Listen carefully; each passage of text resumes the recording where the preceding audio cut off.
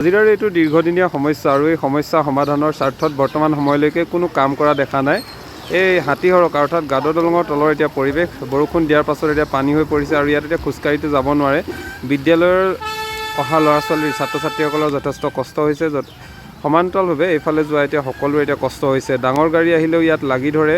এইফালে যাব লাগে, এতিয়া এইফালেতো ডাঙৰ গাড়ী যাবই নোৱাৰে, পানীৰে ভৰ্তি। আৰু এতিয়া এইফালে এই তলেদি সৰু গাড়ীও আহিব পৰা নাই, পানী হৈ গৈছে।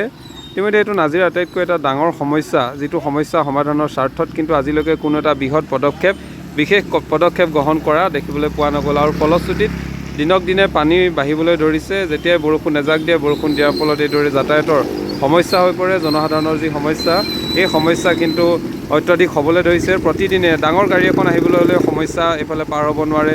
বৰষুণ দিলে সমস্যা, সৰ্বতোফালে কেৱল সমস্যা। আৰু এই সমাধানৰ স্বাৰ্থত আজিলৈকে কোনো এটা বিহিত ব্যৱস্থা কিন্তু গ্ৰহণ কৰা দেখিবলৈ পোৱা নগ'ল। আপোনালোকে চাওক, এয়া হৈছে নাজিৰাৰ হাতীহৰকা অৰ্থাৎ গাদ দলং।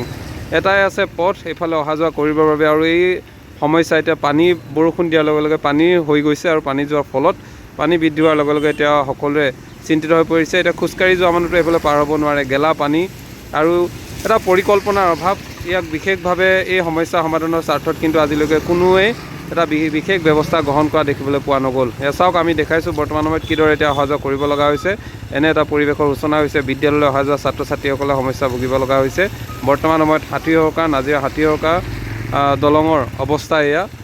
তলত এতিয়া পানী হৈ যোৱাৰ লগে লগে সৰু ডাঙৰ গাড়ী পাৰ হৈ যাওঁতেও যথেষ্ট অসুবিধাৰ সন্মুখীন হৈছে। পথচাৰীসকলেতো খোজকাঢ়ি যাবলৈ যথেষ্ট সমস্যাৰ সন্মুখীন হৈছে।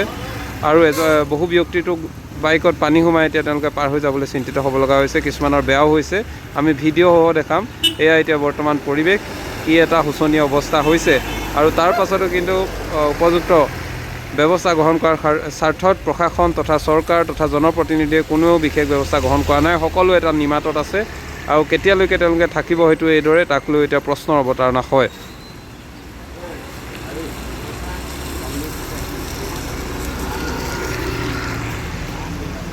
আৰু এইটো হৈছে এইফালে ডাঙৰ গাড়ী যাবলৈ হ'লে এই ৰাস্তাটো দিয়া হৈছিলে ডাম্পাৰ চাম্পাৰ পাৰ হ'বৰ কাৰণে, ডাম্পাৰ পাৰ হ'বৰ কাৰণে বা ডাঙৰ ট্ৰেইলাৰ। কিন্তু এইফালে আপোনাৰ যাবলৈও এতিয়া পানী ভৰ্তি হৈ পৰিছে। আৰু ইয়াত যিমান পানী আছে, এই পানীসমূহ ইয়াত জমা হৈ গৈছে। এই পানীবোৰ পঠিওৱাৰ ক্ষেত্ৰত এতিয়া মিউনিচিপালিটিয়েও বিশেষ ব্যৱস্থা গ্ৰহণ কৰিব লাগিছিলে, যিটো কৰা দেখিবলৈ পোৱা নাই।